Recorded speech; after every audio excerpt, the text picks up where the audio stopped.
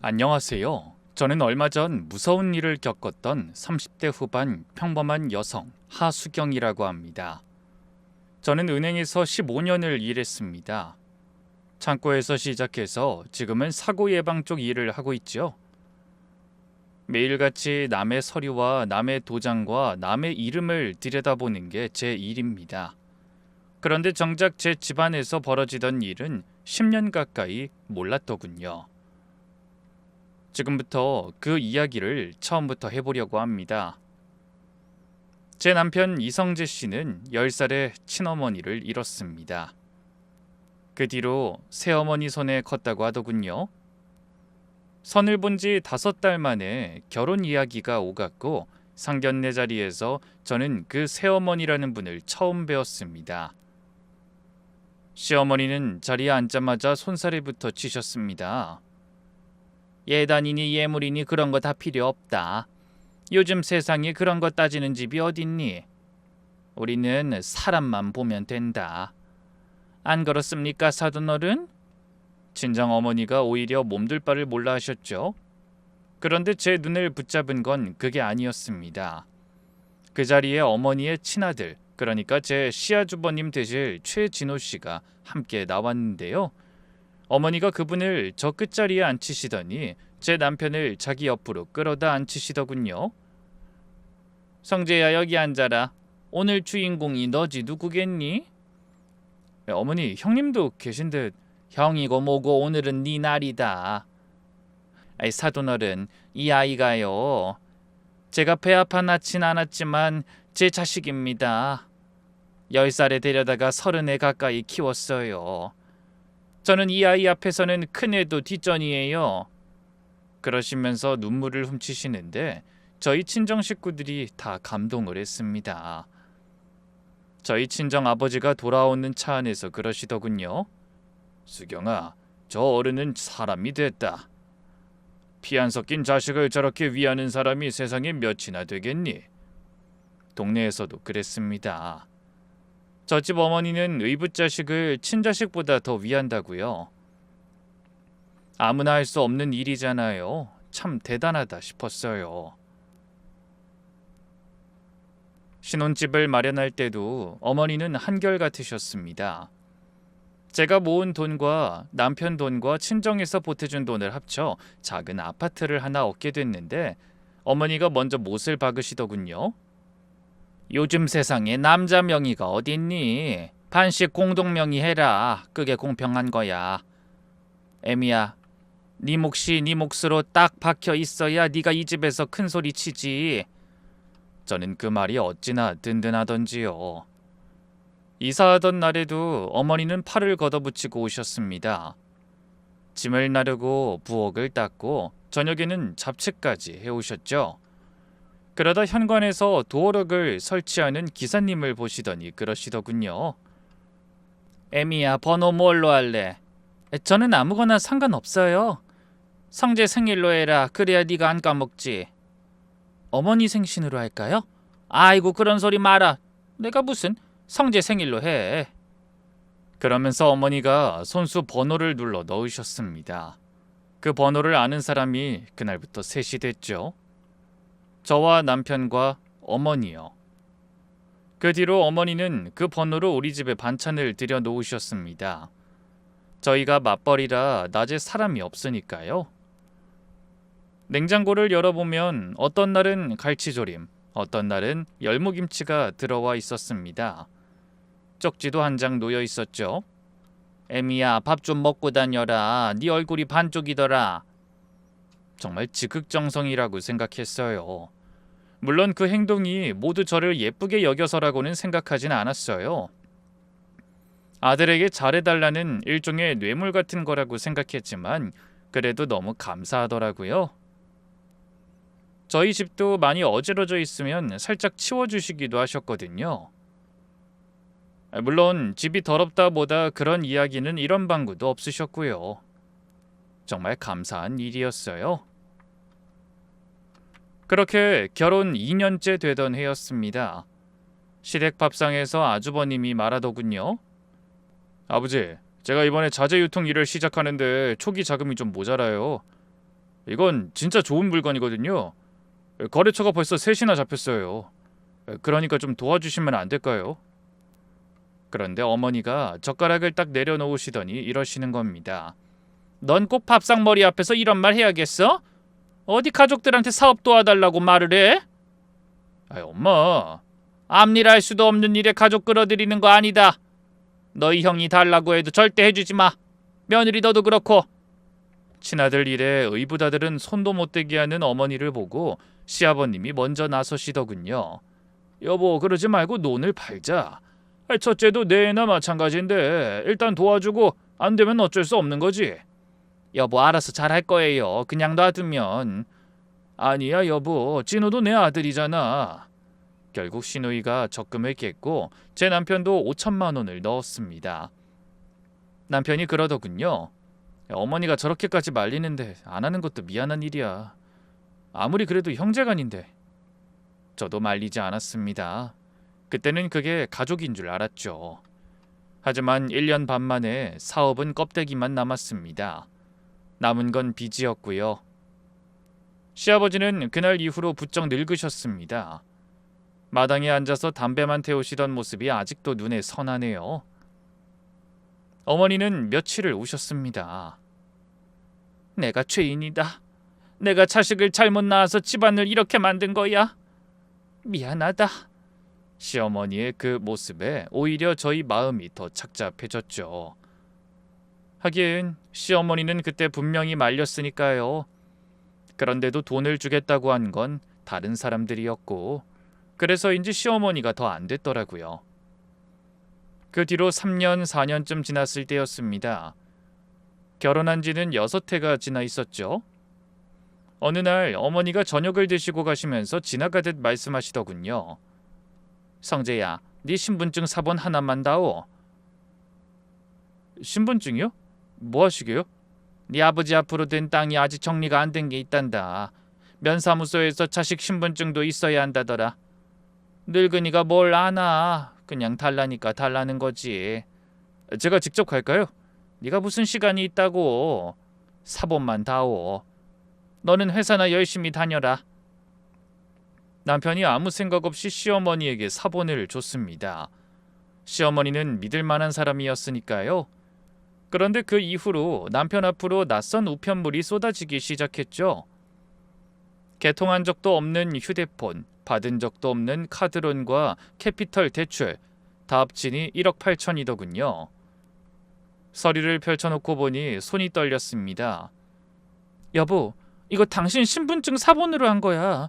필적도 당신 게 아니고. 내 신분증 사본을 누가... 거기서 남편의 말이 끊겼습니다. 몇 달 전 어머니가 아버님 땅 문제로 필요하다며 남편 신분증 사본을 받아간 게 생각나더군요. 그 길로 시댁에 쳐들어갔습니다. 남편이 그렇게 소리 지르는 걸 전 처음 봤습니다. 그 말에 시어머니는 그 길로 바닥에 주저앉아 제 손을 붙잡고 우셨습니다.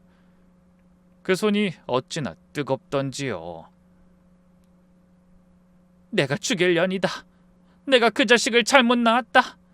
내가 무슨 낯으로 너를 보겠니? 내가 대신 죽으마. 어? 동네를 다 뒤졌지만 시아주버님은 이미 사라진 뒤였습니다. 소송은 진행이 되지 않았습니다. 게다가 신분증 사본을 남편이 스스로 건넨 정황이 있으니 전부를 털어낼 수도 없다고 하더군요. 변호사가 딱 잘라 말했습니다. 명의도용이라도 본인 부주의가 인정되면 다 못 벗습니다. 일부는 갚으셔야 해요. 저희는 완전히 패닉에 빠졌습니다. 그걸 해결하려 동분서주했죠. 그런데 그 소송이 한창일 때 시아버님이 쓰러지셨습니다. 그리고 회복하지 못하고 그대로 가셨죠. 충격적이고 슬픈 일이었지만 저희는 슬퍼하고 있을 시간조차 없었습니다. 그런데 상속 절차에서 아무도 예상하지 못한 일이 터졌습니다.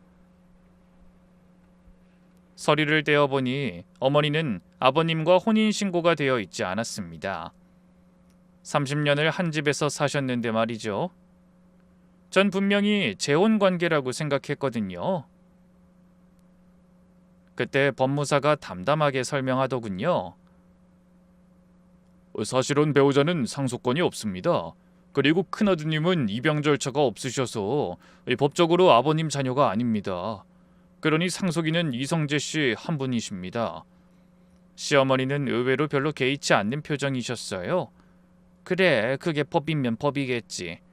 그때 신우이가 법무사 사무실 책상을 치며 소리를 지르더군요. 그럼 나는요? 난 그 집에서 태어나서 그 집에서 컸는데 나도 아무것도 없어요? 따님도 마찬가지십니다. 입양 절차가 없으셔서요. 아니, 내가 그 집 마당에서 20해를 살았는데 우리 엄마가 그 집 밥을 30년을 했는데. 법무사가 서류를 덮으며 딱 잘라 말하더군요. 사시는 거랑 서류는 다릅니다. 법은 서류만 봅니다. 남편은 그 유산으로 형이 저지른 1억 8천 중 우리의 유책으로 생긴 일부 금액을 갚았습니다. 갖고 나서 남편이 통장을 들여다보며 허탈하게 웃더군요. 아버지가 평생 모은 게 형 폰값이랑 대출 이자로 절반이나 나갔네. 여보, 내 앞에 좀 앉아봐. 저는 그날 밤 식탁에 서류를 펼쳤습니다. 여보, 아버님 유산 전부 내 이름으로 옮기는 게 어때? 남편이 눈을 들더군요. 뭐? 부동산도 예금도 전부. 여보, 그게 무슨... 부부 사이 증여는 10년에 6억까지 세금 없어. 아버님 유산이 그 안에 들어가. 세무사 통해서 정식으로 신고할 거고 서류 하나도 안 빠뜨릴 거야. 내 이름으로 두면 안 돼? 여보, 형님이 지금 어디 계신지 알아? 남편이 대답을 못하더군요. 몰라. 아무도 몰라. 근데 그 사람은 당신 이름을 알아. 당신 주민번호를 알고 당신 필체를 알고 당신 도장이 어디 있는지 알아. 이번엔 폰에 대출 카드론이었어. 다음엔 뭘까? 여보, 난 분명히 다음이 또 있을 것 같아서 불안해. 남편이 그날 밤을 새우고 아침에 도장을 가져오더군요. 그리고 몇 주 동안 제가 시키는 대로 서류 뭉치를 들고 은행과 주민센터와 세무사 사무실을 말없이 오갔습니다. 저는 거기서 안 멈췄습니다. 남편 이름을 아예 잠가버렸죠. 먼저 개인정보 노출자 사고 예방 시스템에 남편을 등록했습니다. 이게 등록되면 전 금융권에서 남편 명의로 뭘 하려 할 때마다 창구에 경고가 뜹니다. 그 다음에는 남편 명의의 통장을 급여 통장 하나만 남기고 전부 해지했습니다. 잔고 200만 원짜리 하나요. 그리고 몇 해 뒤에 여신거래 안심차단이라는 제도가 새로 생겼는데 저는 그게 시행되는 날 아침에 남편을 데리고 은행 문 열자마자 들어가서 걸었습니다. 대출도 카드도 휴대폰 개통도 남편 이름으로는 이제 아무것도 안 나갑니다. 원천 차단이죠? 물론 시댁에는 아무것도 말해주지 않았습니다. 솔직히 명의를 빼내려는 것도 시어머니나 시누이가 더 쉬운데 남편 명의로 대출을 받은 게 너무 쎄했거든요. 그래서 이런 일들을 알지 못하게 했어요. 그런 것도 모르고 시어머니는 절 볼 때마다 그러더군요. 애미야, 니는 복도 많지? 시애비 재산 물려받은 서방을 뒀으니. 시애비 재산 물려받은 서방이 있음 뭐하나요? 피도 안 통한 아주버님이 남편을 노리고 있는데요. 그러나 저는 아무 말도 없이 웃어드렸어요. 굳이 말해서 상대방 빈정상하게 만들고 싶지 않았으니까요. 빚을 다 갚고 반년쯤 지났을 때 시아주버님이 태연히 나타났습니다. 결혼을 한다더군요. 제가 문전박대를 씁니다. 아주버님, 어떻게 저희 남편 명의로 사기 대출을 받아놓고 이렇게 결혼한다면 아무렇지도 않게 나타날 수가 있어요? 돈은 언제 갚으실 거예요? 그건 미안했어요, 재수씨.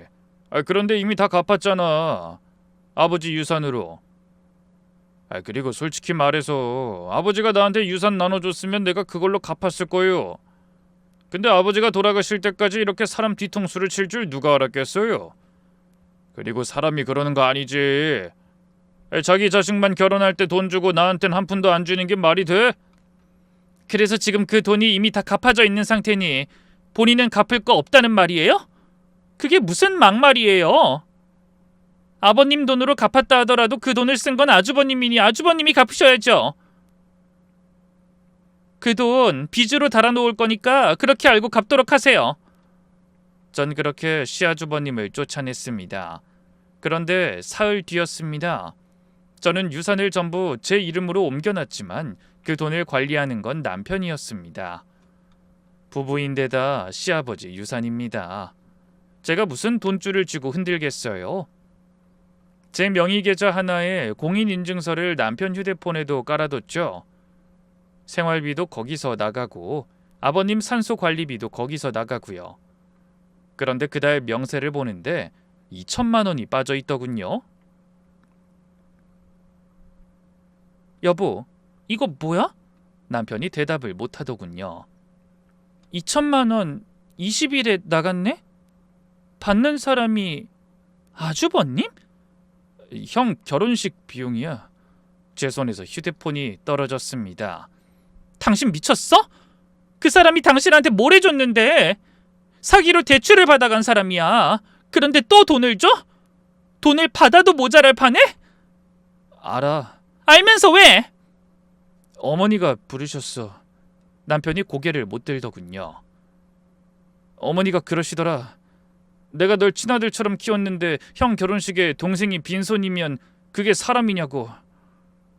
네 아버지가 살아계셨으면 형 챙겨줬을 거라고. 그렇게 생각하니 또 그래서 줬어. 여보, 그 돈이 내 이름으로 돼 있는 이유가 뭔데? 당신이 못 지키니까 내가 지키는 거잖아. 미안해.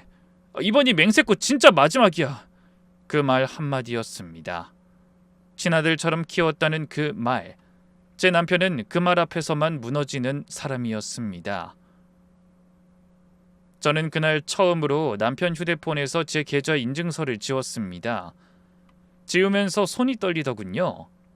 남편이 너무 정에 약한 게 탈이었습니다. 저는 결혼식에 가지 않았습니다. 남편도 제 눈치를 보다 결국 못 갔죠. 그래서 저희 부부는 그 신부 얼굴을 본 적이 없습니다. 그런데 아주버님이 결혼한 지 한 달도 안 된 어느 날 밤 11시에 전화가 왔습니다. 성재야, 네 형 진호가 죽었다. 남편이 벌떡 일어났습니다. 언제요? 어느 병원이에요? 장례는 어제 다 끝났어. 어머니 그게 무슨 말씀이세요? 왜 이제 말씀하세요? 너랑 진호 사이를 내가 아는데 어떻게 부르니? 그러시더니 우물쭈물 제게 말하더군요. 그리고 애미야, 장례비가 1,500이 나왔는데 그것만 좀 빌려다오. 딱 그것만. 사람이 죽었다는데 그건 거절할 수가 없었습니다. 그래서 빌려드렸습니다. 49제 자리에서 시어머니를 직접 만났어요. 시어머니는 무릎으로 기어와 남편의 바지를 붙잡으셨습니다. 성재야, 네 형이 남기고 간 게 있다. 사채 8천, 사람들한테 물어준 게 4천이나 있어. 내가 그걸 감당할 수가 없어. 내가 집을 팔려고 해도 이 집도 너희 아버지 유산이라 네 명이잖아. 어떻게 좀 부탁 좀 하마. 남편이 흔들리는 게 보였습니다. 제가 나섰죠.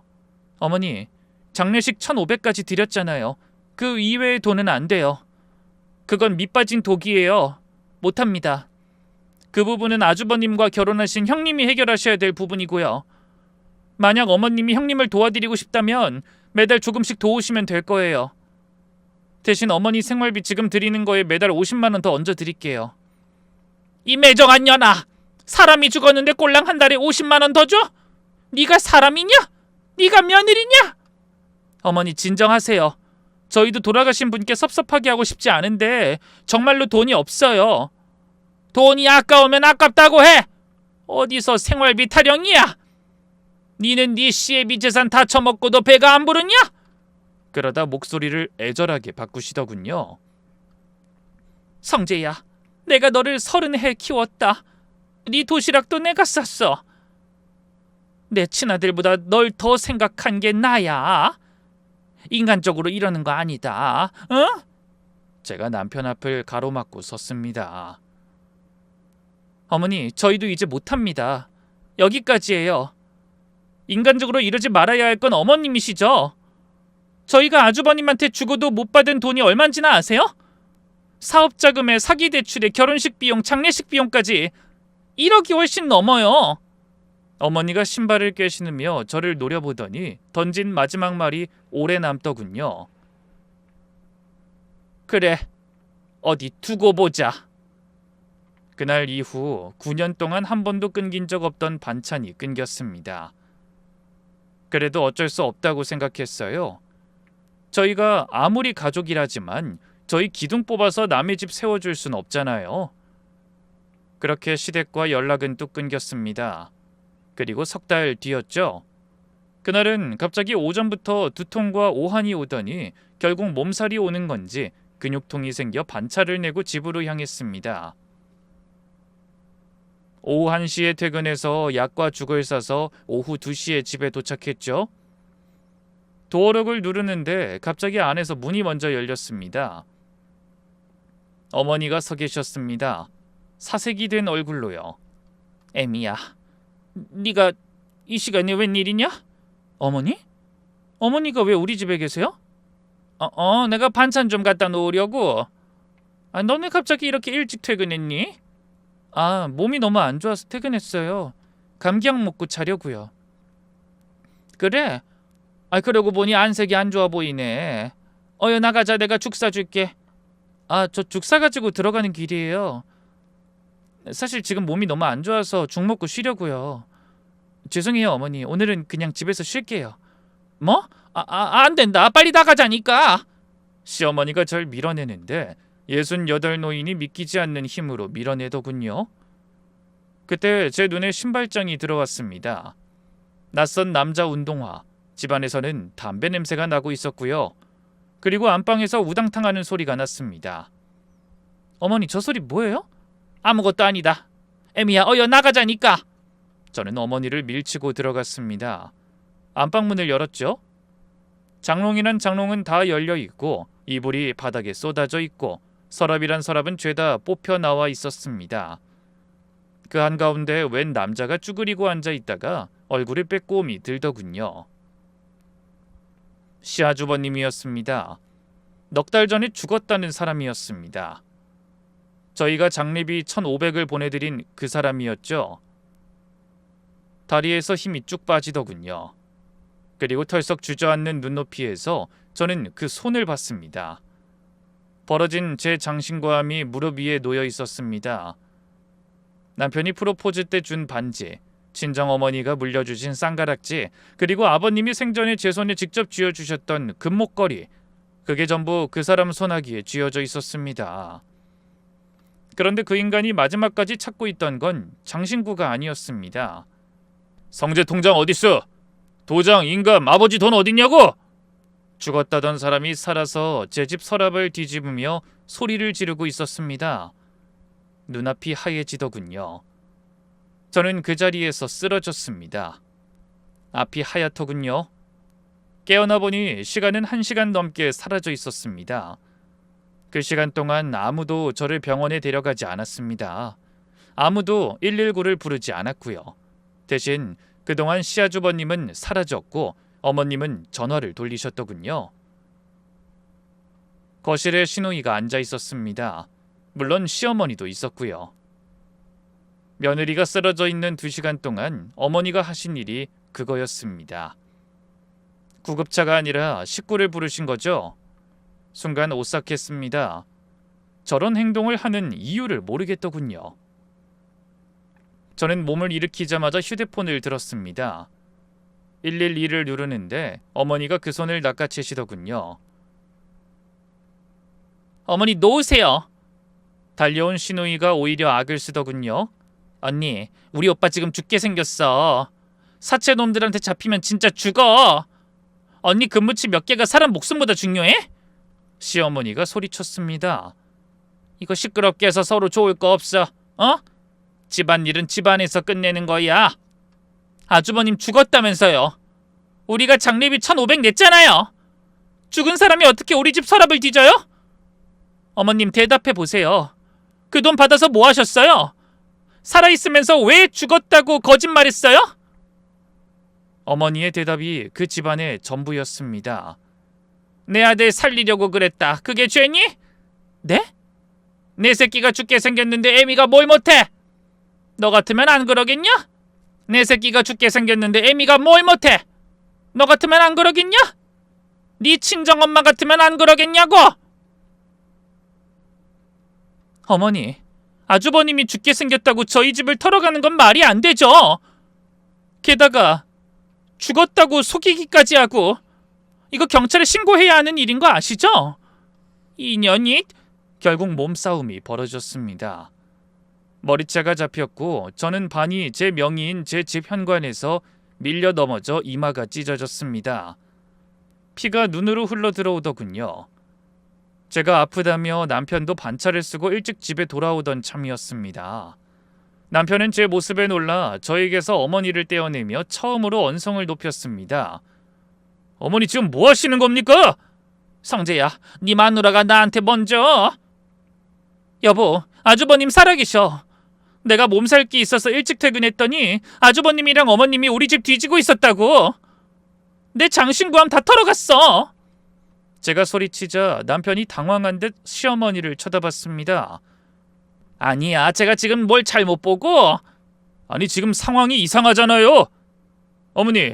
어머니가 저희 와이프를 이렇게 만들 일이 뭐가 있는데요? 진짜로 형 살아있어요? 형 죽었다면서요.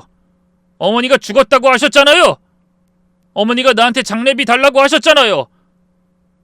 설마 형 죽었다고 하고 또 돈 받으려고 한 거였어요? 시어머니는 남편의 그 물음에 대답하지 않고 도망치듯 시누이와 함께 나가버렸습니다. 남편이 따라가려는 걸 붙잡아 응급실로 향했어요. 몸살 기운에 찢어진 이마에서 흐른 피 때문에 죽겠더라고요. 일단 저는 응급실에 가서 기본적인 처치를 하고 다음날 진료를 통해 상해 진단서를 끊었습니다. 현관과 복도 쪽 CCTV 기록을 뽑았고 제가 가진 장신구 감정서와 사진 목록을 정리했죠. 그리고 변호사를 만났습니다. 서류를 떼어본 변호사가 안경을 고쳐 쓰더군요. 사모님, 이 사람 서류상으로는 진짜 죽어 있습니다. 작년 12월에 사망 신고가 접수됐고 신고인은 박목만 씨, 고인의 외삼촌이네요. 그게 가능해요? 사망 진단서만 만들어내면 됩니다. 사체랑 사기 피해자 추적을 끊으려고 사람 하나를 통째로 지운 거죠. 그런데 결혼식 한 게 의아하네요. 그러더니 변호사가 저를 빤히 보며 묻더군요. 그런데 사모님, 이상하지 않으세요?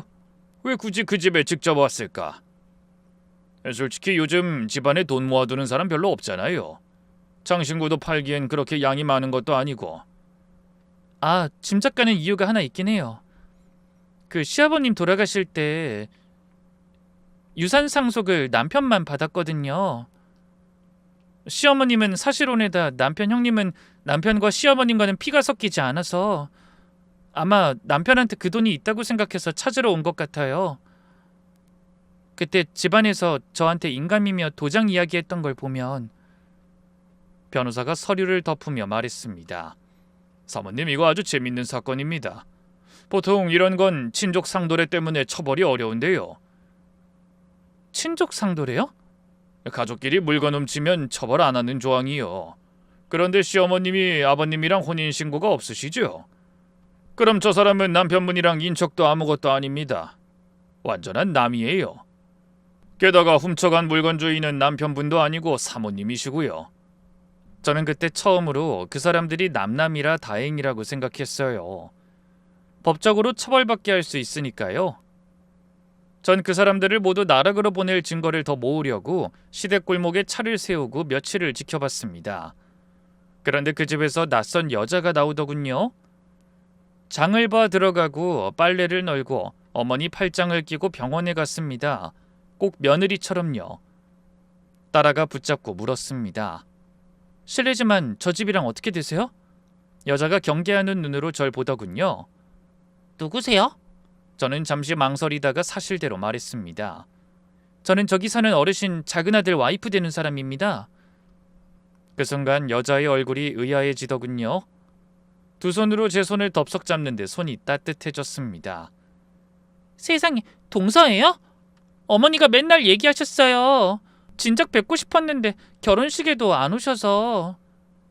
근데 형님은 왜 아직 이 집에 살아요? 아주버님 돌아가셨는데. 아, 어머니 혼자 두면 안 될 것 같아서 제가 들어와 살고 있어요. 뭐 솔직히 남들은 결혼 한 달도 안 돼서 죽은 남편 때문에 너무하다곤 하는데. 저희 부부가 얼굴 한번 못 본 그 결혼식의 신부였습니다. 남편이 죽은 줄 알고 그동안 시어머니를 봉양하며 살고 있었더군요. 제 손이 떨렸습니다. 조심스럽게 물었습니다. 혹시 어머니한테 뭐 해드린 거 있으세요? 아, 어머니가 좀 어려우셔서 제 이름으로 대출을 좀 받아드렸어요. 4천쯤? 그래도 곧 집 담보로 대출 받아서 갚아준다고 했어요. 그리고 사실 남편한테 빌려준 돈도 좀 있는데 그것도 어머님이 갚아주시려나 싶어서. 저는 눈을 질끈 감았습니다. 저보다 시어머니에게 이용당하는 사람이 여기 있었어요. 형님은 대출에다 자기 돈까지 다 시댁에 갖다 바쳤더군요. 그리고 그걸 다시 돌려받기 위해 떠나지도 못하고. 처음에는 저희 부부에게 빨대 꽂던 시어머니였어요. 그런데 제 다음이 이 여자였고 이 여자 다음이 또 있을지도 몰랐어요. 저는 그 손을 잡고 말했습니다. 형님, 놀라지 말고 들으세요. 형님 남편분 살아 계세요. 네? 저도 죽었다고 연락받았고요. 장례비도 냈어요. 그런데 며칠 전에 우리 집 안방에서 저희 집 뒤지고 있는 걸 제 눈으로 직접 봤어요. 형님이 들고 있던 장바구니를 놓쳤습니다.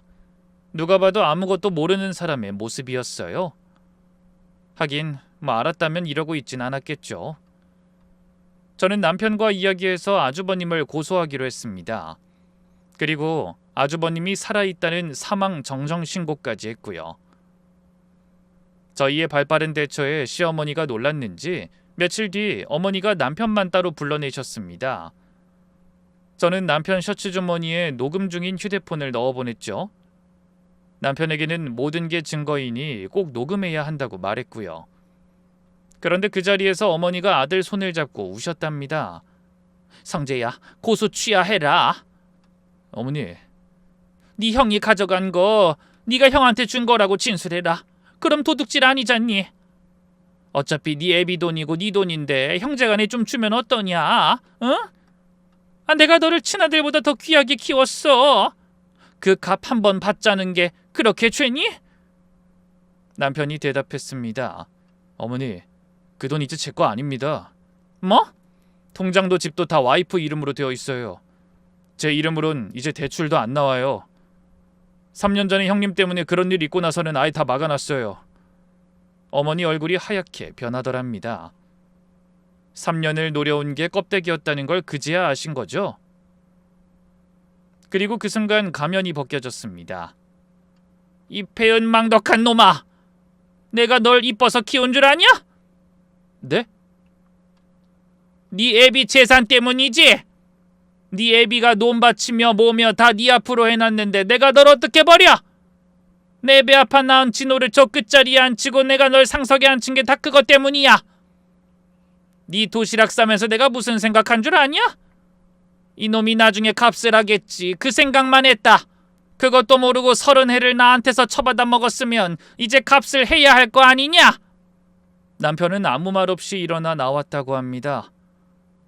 차에 타서 저한테 전화를 걸었는데 아이처럼 울더군요. 42 먹은 남자가요.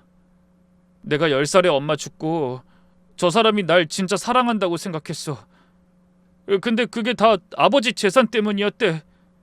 나한테 잘해준 게 다... 울지 마 여보. 너무 힘들어. 어떻게 어머니가 나한테 그런 말을 하실 수가 있어? 나한테 돈이 없다는 이야기 듣자마자 화를 내시는데... 그날 결국 남편도 그 집과 연을 끊었습니다. 사랑으로 가득했다고 생각한 그 가족이 사실은 돈 때문에 만들어진 거라는 걸 알고 남편은 아예 실망하다 못해 좌절하고야 말았죠. 저는 시어머니와 정면으로 부딪히지 않았습니다. 사람은 밀면 버티지만 이익을 흘리면 제 발로 걸어 나오게 되어 있거든요. 저는 일단 경찰서를 들렀습니다. 변호사와 함께 갔죠. 저는 서류 봉투를 통째로 내밀었습니다. 상해 진단서, 현관, 복도 출입 기록, 보석료 감정서, 사망 신고 기록, 그리고 남편이 녹음해온 파일이요. 담당 형사가 파일을 다 듣고 나서 볼펜을 내려놓더군요. 이거 확실합니까? 사망 신고된 사람이 살아있다는 거. 제 눈으로 봤습니다. 우리 집 안방에서요. 그런데 사모님, 이런 건 잡기가 어렵습니다. 죽은 사람은 주소도 없고 통신 기록도 없어요. 유령이거든요. 미끼가 있어야 할 건데 혹시 뭐 때문에 왔다던가요? 틀림없이 저희 시아버지 유산 노린 거예요. 그게 남편 앞으로 있다고 생각했는지 저한테 통장, 인감 이런 거 내놓으라고 윽박질렀거든요. 그거 이용하면 될 거예요. 형사가 고개를 끄덕이며 제게 몇 가지 일러줬습니다. 그리고 경찰서를 나와 은행으로 향했어요. 저는 5천만 원을 실제로 인출했습니다. 5만 원권으로요. 그리고 그 다음 날 시어머니에게 전화를 걸었습니다. 어머니, 제가 생각을 좀 해봤어요. 뭘? 아버님 유산에 아주버님 몫이 아주 없다는 건 말이 안 되죠. 아버님 유산에서 5천만 원 드릴게요. 한참 말이 없다가 목소리가 확 부드러워지시더군요. 그래, 응당 사람이라면 그래야지. 잘 생각했다. 내가 널 알고 산 세월이 얼만데. 대신 조건이 있어요. 우선 이거 받고 나면 정말로 더 이상 저희한테 돈 달라고 하거나 저희 돈 뺏어가려고 하시면 안 돼요. 그거 확실히 해야 줄 거예요. 그리고 서류 없인 돈 못 움직여요. 현금으로 드릴 테니까 아주버님이 직접 오셔서 영수증에 서명하고 지장 찍으셔야 해요. 안 그럼 나중에 또 딴소리 들을 거 아니에요? 그놈은 서류상 죽은 놈인데 어떻게 나와? 사람 없는 데서 뵈면 되잖아요. 제가 남편 몰래 주려는 돈이니 저희 집도 불안해요. 아주버님 가짜 육을 모신 그 봉안당 어때요? 저녁엔 아무도 없잖아요. 어머니가 잠시 뜸을 들이시더니 웃으셨습니다. 그 봉안당이 어떤 곳이었느냐 하면 시립도 아니고 종교시설도 아닌 사설추모원이었습니다. 관리인 한 명이 지키는 저녁 6시면 사람 그림자도 없는 곳이었죠. 사실 아주버님 유골을 거기 모신다고 했을 때 전 그땐 그게 왜 하필 이런 데인가 했습니다. 그런데 나중에야 알았죠. 일부러 그런 데라서 고른 거였더군요. 그래, 그럼 알았다. 거기서 보자. 그 통화는 전부 녹음되고 있었습니다. 같은 시각 형님은 시댁 부엌에서 아무렇지 않은 얼굴로 밥을 짓고 있었다고 하더군요. 그리고 자기 이름으로 나간 대출 서류와 어머니가 쓰다만 메모지를 하나씩 사진으로 찍어 저에게 보내주고 있었습니다. 전화가 왔더군요. 동서, 어머니가 오늘 미용실 가서 머리하고 새 옷 사 입어요. 형님 괜찮으세요? 괜찮아요. 이제 곧 인생 끝장날 텐데 마지막 밥상까진 차려드려야죠. 차가운 형님의 말에 제가 소름이 돋을 정도였습니다. 그렇게 저녁 7시 시립 봉안당 안에는 사람 하나 없는 복도에 발소리만 울리더군요. 유리벽 안에 명패가 하나 붙어 있었습니다. 고 최진호. 비싼 자리가 아닌지 아주 구석탱이에 있었습니다. 아마 저희가 준 돈 1,500만 원이 정말로 장례비에 들어가진 않았을 거라고 생각했어요. 게다가 장례식에 저희가 간 것도 아니잖아요. 아마 장례를 치르지 않고 돈도 내지 않았을지도 모른다는 생각이 들었죠. 시어머니가 도착하셨습니다. 시누이가 복도 끝에서 여기저기 기웃거리고요. 조금 뒤 모자를 깊이 눌러 쓴 남자가 들어왔습니다. 재수씨 오랜만이네. 네 아주버님 오랜만입니다. 돈이나 줘. 약속한 대로 2번 다시 그쪽 집에 안 들어갈 테니까. 제가 가방을 열어 현금을 보여드렸습니다. 어머니 눈이 그 가방에 딱 붙더군요. 각서부터 쓰세요 아주버님. 성함이랑 주민번호 적으시고 지장 찍으세요. 아이 재수씨 우리 사이에 무슨 각서야. 우리 사이가 어떤 사이인데요? 솔직히 우리 사이가 빈말로도 좋다고는 못하죠. 그러니까 각서가 필요한 거고. 시아주버님이 낄낄 웃으며 볼펜을 들었습니다. 그리고 자기 이름 석자를 쓰고 지장을 찍는 순간 봉안당 조명이 전부 켜졌습니다. 저와 미리 이야기가 됐던 경찰이 들어왔습니다. 변호사도 들어왔습니다. 아주버님의 사채 채권자들도 들어왔습니다. 그리고 맨 마지막에 형님이 걸어 들어왔죠. 어머니가 비명을 질렀습니다. 이게 다 무슨 일이야? 애미야, 네가 이러고도 사람이냐? 저 오늘 사람 안 하려고요. 아니, 당신들 앞에서는 사람 안 하는 게 좋을 것 같아서요. 형님이 아주버님 앞에 섰습니다. 아주버님 표정이 아주 볼만했습니다. 놀라고 두려워하는 그 표정을 보니 그제야 마음이 편했죠. 여보, 당신 살아있었어? 그동안 왜 연락도 안 했어? 아니, 왜 애초에 죽은 척한 거야? 말해봐. 그게... 내가 뭐 때문에 화가 난 줄 알아?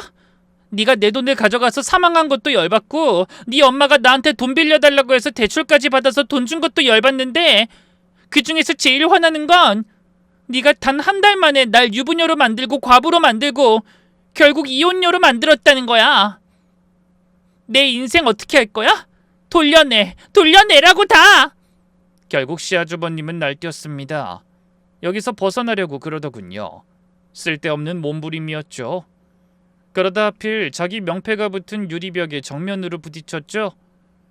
명패가 흔들리더니 유골함이 바닥으로 떨어져 깨졌습니다. 안에서 나온 건 유골이 아니었습니다.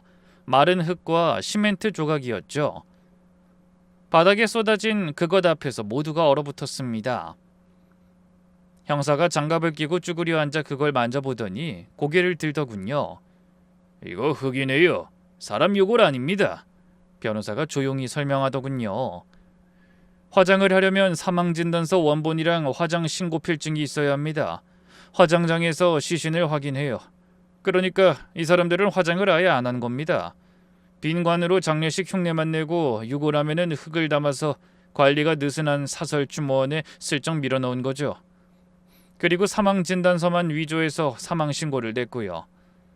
저는 그 흙을 내려다본 후 시어머니를 돌아봤습니다. 어머니는 그때 벽에 붙어서 눈을 굴리고 계셨습니다.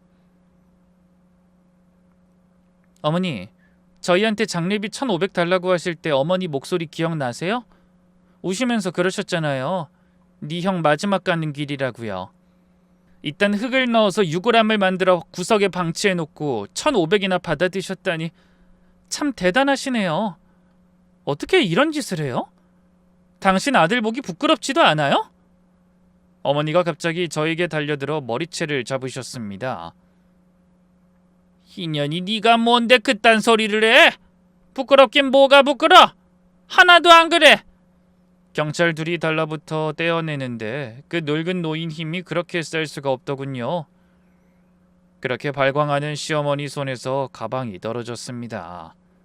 그런데 그 가방에서 뭔가 우르르 쏟아지더군요. 시어머니가 깜짝 놀라 주워 담으려고 했는데 경찰과 제가 먼저 낚아챘어요. 제가 든 건 위조된 사망진단서 원본이었습니다. 그리고 경찰이 주운 건 형님 이름으로 된 대출 서류 사본이었고요. 마지막 하나는 봉투에 든 현금 300만 원이었습니다. 저는 그 서류를 형사에게 넘겼습니다. 형사가 그 서류를 집어들고 물었습니다. 이게 왜 어머님 가방에서 나옵니까? 나는 모르는 일입니다. 모른다고요? 아드님 사망진단서가 본인 가방에서 나왔는데. 어머님 이거 원본이네요. 병원 직인까지 있는데 이거 어디서 만드셨습니까? 어머니는 대답하지 않으셨습니다. 대신 저를 노려보시더군요. 저를 그렇게 예뻐하시던 눈이었습니다. 이 독한 년, 네가 내 아들 그리고 나를 망쳤어! 시어머니는 마지막이다 싶었는지 제게 침까지 뱉어가며 악담을 퍼붓더군요. 저는 가방에 있던 휴지를 꺼내 침을 닦고 시어머니의 얼굴에 바로 던져버렸습니다. 더럽게 왜 침을 뱉어요? 본인 침이니 가져가시고 남 탓 좀 그만하세요. 당신 아들이랑 당신을 이 꼴로 만든 건 당신들 욕심 때문이지 내 탓이 아니니까. 돈 뺏긴 것도 남편이랑 나고 사기당한 것도 나랑 남편인데 왜 당신이 피해자인 것처럼 굴어요? 너 시어머니한테 이게 무슨... 누가 시어머니입니까? 아버님 돌아가신 뒤로 사실상 그쪽이랑 저희 남편 아무 관계도 없는 거 아시죠? 남편 뒤흔들까봐 제가 남편 안 데리고 왔는데 저번에 모질게 굴어줘서 고마워요. 남편 콩깍지가 싹 벗겨졌더라고요. 세뇌당했으면 어쩌나 했는데 알아서 깨주셔서 지금 충격 먹고 힘들어하는 중이거든요. 그래도 더 나쁜 꼴 보기 전에 이 정도로 그쳤으니 천만다행이라고 생각해요. 너 내가 이대로 가만둘 줄 알아? 가만 안 두면 어쩌시게요? 저야말로 가만 안 둘 생각인데. 그럼 서로 잘해봅시다. 누가 먼저 쓰러지나. 전 변호사 대동하고 당신들이 우리한테서 뜯어간 거 싹 다 돌려받을 예정이거든요. 그럼 잘 막아보세요. 시어머니가 제게 욕을 퍼붓는 순간에 수갑이 채워주는 소리가 들렸습니다. 한쪽에서는 시아주버님이 자기 유골함 조각 위에 엎어진 채로 소리를 지르고 있었습니다. 난 아무 잘못 없어. 다 엄마가 시킨 거지. 엄마 뭐라고 말 좀 해봐요. 형사가 그 사람 팔을 꺾어 올리며 딱 한마디 하더군요. 그 나이 먹고 엄마가 다 시켰다고 하면 믿을 사람이 누가 있겠어요. 그리고 시켰다고 해도 안 한다고 했으면 끝날 일인데 한다고 해서 이런 짓까지 온 거 아닙니까? 거기다 동생 집이나 털고. 에휴. 시아주버님이 그 말에 몸부림을 치다가 저를 봤습니다. 그리고 갑자기 목소리를 바꾸더군요. 재수씨, 나 좀 살려줘. 나 잡히면 진짜 죽어. 사채꾼들이 나 손목 자른다고 했어. 우리 가족이잖아. 아버지가 살아 계시면 얼마나 힘들어 하시겠어. 저는 그 앞에 섰습니다. 그 썩을 입으로 아버님 이야기하지 마세요. 당신이 인간이면 진짜 이러면 안 되지. 당신이 사업 실패하고 빚 내놓고 나 몰라라 했을 때 그거 다 갚아준 게 누군지 알아요? 아버님이에요. 그런데 당신 아버님 돌아가신 뒤로 아버님 산소에 와본 적 있어요? 단 한 번도 없었죠. 아니 아버님 산소가 어딘지는 알아요? 가족이라고? 나한테 당신은 여기 이 유골함에 있는 존재나 다름없어요. 죽은 거나 다름없다고. 이 고소건만 끝나고 우리가 받아야 할 것만 다 받고 나면 당신네들 얼굴은 죽을 때까지 안 볼 겁니다. 그러니 죽은 거랑 뭐가 다르겠어요? 결국 그 사람은 체포됐습니다. 달려들어 제 머리채를 잡던 어머니도 그 자리에서 제압되셨죠. 죄명이 줄줄이 붙었습니다. 사기, 사문서 위조 및 행사, 이름도 모를 죄명에 특수상해, 명의도용 같은 것들을 포함해 혼인빙자 편취까지 있더군요. 죄목이 몇 개인지도 모를 정도로 많았어요. 시어머니는 끝까지 버티셨습니다. 조사실에서 책상을 치며 소리를 지르셨다더군요. 내가 뭘 잘못했냐? 내가 저 집안에 30년을 바쳤다. 밥 해주고 빨래 해주고 남의 자식 키워주고 30년 값도 못 받냐? 내 새끼 살리겠다는 게 죄냐? 그때 변호사가 서류 한 장을 조용히 내밀었습니다. 시어머니의 혼인관계 증명서였습니다. 방안이 조용해졌습니다. 어머님, 30년 전에도 지금도 어머님은 전 남편분의 법적 배우자십니다. 이혼하신 적이 없으세요. 네? 그래서 아버님이랑 혼인신고를 못하신 거죠. 그래서 8년 전에 전 남편분 돌아가셨을 때 법적 배우자로 상속지분 받아갈 수 있었고요. 기록이 다 있습니다. 그런데 그때 저희 남편이 손을 들더군요. 남편이 물었습니다. 변호사님, 그럼 8년 전에 그 사람이 죽었으면 어머니는 그때부터 혼자 몸이었던 겁니까? 맞습니다. 그럼 그때부터는 혼인신고를 하실 수 있었잖아요. 아버지 살아계셨는데 왜 안 하셨어요? 어머니? 방안이 다시 조용해졌습니다. 어머니가 고개를 못 드시더군요. 변호사가 서류를 한 장 더 넘기며 대신 대답했습니다. 혼인신고를 하시면 아버님이 서류를 보시게 되니까요. 네? 혼인관계 증명서에는 이전 혼인 기록이 남습니다. 아버님 친구분한테 물어보니 다 이야기해 주시더군요. 30여 년 전 두 분이 만났을 때 전 남편에게 돈 한 푼 못 받고 쫓겨났다가 사별했다고 속이고 만났더군요. 그런데 혼인관계 증명서에는 어머님이 언제 결혼하셨고 언제 배우자가 사망했는지가 다 나와요. 아버님이 그걸 보시는 순간 어떻게 되겠습니까? 남편이 숨을 삼키더군요. 그러니까 어머니는 아직 혼인 중인 게 들킬까봐 혼인신고하자 말 못하신 거죠. 전 남편이 두 눈 시퍼렇게 뜨고 살아있는 것도 모자라 8년 전에 죽은 사람 상속지분 받으신 것도 숨겼으니까요. 그 돈 큰아드님 사업자금으로 두셨던데 맞나요? 시어머니는 여태까지 결백을 주장하며 입을 쉬지 않던 것과는 반대로 이번엔 합주기가 되었습니다. 하기엔 무슨 할 말이 있겠어요? 저더러 시아버지 재산 다 가져갔다고 뭐라 했으면서 자신은 전남편 유산 받은 걸 저희한테, 아니 둘째 아들에게 숨기고 자기 친아들에게만 쏙 물려줬으면서요. 이 사람은 그냥 처음부터 끝까지 돈 뿐이었던 거예요. 8년 전에 전 남편이 죽고 나서 혼인신고를 하려고 했는데 거절당했고요. 고인께서 뭔가 낌새를 채고 거절한 것 같은데 맞습니까?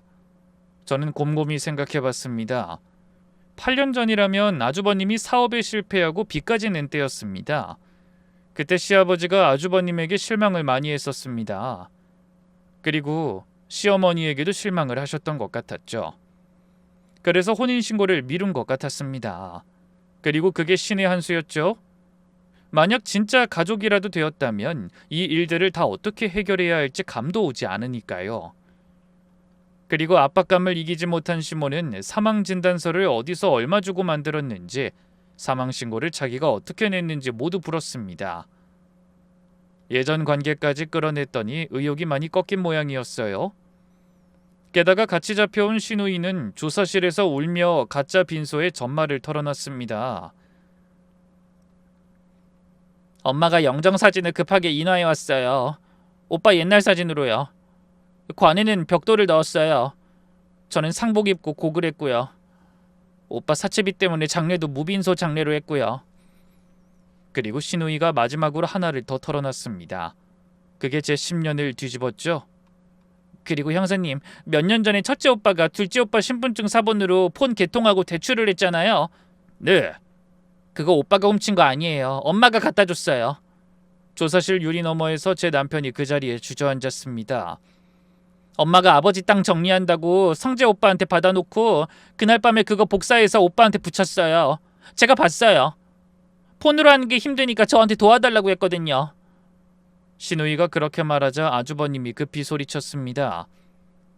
그러니까요. 엄마가 저한테 준 거지 제가 달라고 한 적 없습니다. 죄가 있으면 다 엄마가 저지른 거지 전 아무 죄가 없다니까요. 이것들이 너희가 애미를 팔아? 내가 너희를 어떻게 키웠는데 감히 날 탓해? 내가 너희를 위해 어떤 짓까지 했는데? 시어머니가 처음으로 제 자식들에게 짐승 같은 소리를 지르셨습니다. 그 소리가 복도까지 울리더군요. 결국 궁지에 몰린 어머니가 마지막 카드를 던지셨습니다. 저를 고소하신 겁니다. 며느리가 시어머니를 폭행하고 감금했다. 며느리가 시아버지 유산을 혼자 빼돌리려고 우리를 무고했다고요. 저는 그 발악을 기다리고 있었습니다. 이마가 찢어진 날 끊어둔 상해 진단서가 있었습니다. 아파트 현관 복도 출입 기록이 있었고요. 결혼 기간 동안 시어머니에게 드린 생활비 이체 내역이 있었습니다. 세무서에 정식으로 신고된 증여 서류도 있었죠. 다 조작된 거예요. 전현이 나쁜 년입니다. 전현이. 어머니가 천천히 앉으셨습니다. 그러고는 저를 돌아보시더군요. 저는 그 눈을 피하지 않았습니다. 제게 건 고소는 그대로 시어머니의 무고죄가 성립되어 형량에 얹혔습니다. 여기에 형님 명의 대출 4천만 원건이 더해져 사기와 사문서 위조가 하나 더 붙었죠. 시어머니는 구속되셨습니다. 그 연세에 참 딱하기도 했지만 뿌린 대로 거두는 거죠. 그리고 시아주버님은요, 돈 안 갚으려고 가짜로 죽으면서 지운 이름을 다시 짊어졌습니다. 사망신고가 정정되어 서류상 부활하는 순간 사채 채권자들의 추심과 옛 사기 피해자들의 고소가 통째로 되살아났습니다. 가짜 죽음으로 도망친 값이 살아서 한꺼번에 청구되더군요. 차라리 저희 집에 오지 않았다면, 제 눈에 띄지 않았다면 저 옛날 돈들은 갚지 않아도 됐을 겁니다. 아마 아주버님은 저희 집에 간 걸 후회하고 있을지도 몰랐어요. 오히려 저희에게는 묵은 빚을 다시 되돌려받을 수 있어 좋은 기회가 된 거고요. 결국 시아주버님은 실형을 살게 됐습니다. 그것도 아주 길게요. 어머니도 실형을 받으셨습니다. 신우이는 집행유예와 배상 판결을 받았고요. 시어머니는 아버님이 유산으로 남긴 집에서 살고 있었어요. 소유권은 당연히 상속권자인 남편 이름이었고요. 남편은 시어머니가 실형받고 감옥에 간 날 그 집을 팔아버렸습니다.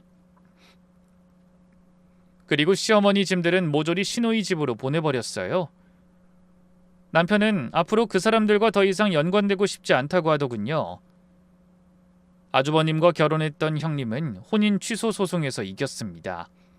그 이름을 지웠고 명의도용 대출도 무효로 돌렸죠. 한 달 만에 유부녀에서 과부가 되었던 형님은 결국 다시 자신의 인생을 회복했어요. 법정 앞이었습니다. 수갑을 찬 어머니가 절 보시더니 무릎으로 기어와 제 발목을 붙잡으셨습니다. 애미야, 나 좀 봐라. 어머니, 매달 용돈 100만 원 네가 죽을 때까지 준댔잖아. 그건 지켜야지. 네가 그랬잖아. 죽을 때까지 지킨다고. 호송관이 떼어내는데도 그 손이 안 떨어지더군요. 저는 그 손을 내려다보다가 이렇게 대답했습니다. 그건 어머니가 제 시어머니였을 때의 일이었잖아요. 뭐? 솔직히 남편이 어머님과 사이가 좋았다면 저도 굳이 그 용돈을 끊진 않았을 겁니다. 어머님이 사실상 법적으로 남편과 아무 관련 없는 사람이라고 할지라도. 그런데 어머님이 모든 걸 다 망가뜨렸잖아요. 저희 남편요, 참 착하고 순해요. 그래서 여태까지 어머님이 정에 호소하면 다 들어줬거든요. 그런데 이번에 어머님이 남편에게 그동안 속여온 거 다 이야기했다면서요? 그래서 그런지 앞으로 연관되기 싫다고 하더군요. 그럴 리가. 내가 30년을 키워온 아이야. 그러니까요. 좀 더 노력하시지 왜 욕심을 내셨어요? 참고 계셨다면 남편이 매달 용돈도 드리고 특별한 날엔 두둑히 돈 더 넣어서 드리기도 했을 텐데. 뭐 저로선 참 다행스러운 일이죠. 남편이 이제라도 정신 차렸으니 당신 같은 사람한테 휘둘리지도 않을 거 아니에요. 아무 말 못하고 버벅대는 시어머니를 두고 전 뒤돌아 걸었습니다. 뒤에서 어머니가 우는 소리가 났지만 걸음을 멈추지 않았습니다. 왜 우는지 모르겠더라고요. 이 모든 걸 본인이 만들었으면서. 경찰이 압수품을 돌려주더군요. 전당포 3곳을 돌아 나온 제 장신구들이었습니다. 제가 감정서랑 사진을 남겨둔 덕에 거의 다 돌아왔습니다. 거의 모든 게 제 자리를 찾은 듯 했지만 달라진 게 있죠. 교도소에서 편지가 자주 옵니다. 저는 뜯지 않고 반송하고 있지만요. 그 안에는 반성보다 자기 연민에 빠진 사람의 호소만이 담겨 있을 뿐이라 볼 필요가 없거든요. 가족이란 말은 참 따뜻하죠. 그런데 그 말로 내 이름과 내 도장과 내 인생을 가져가려는 사람이 있다면 그건 가족이 아닙니다. 그건 그냥 내 것을 노리는 남입니다. 정에 호소하는 손을 뿌리치는 건 매정한 게 아니라 나를 지키는 일이더군요. 부디 여러분의 이름은 여러분의 것이길 바랍니다.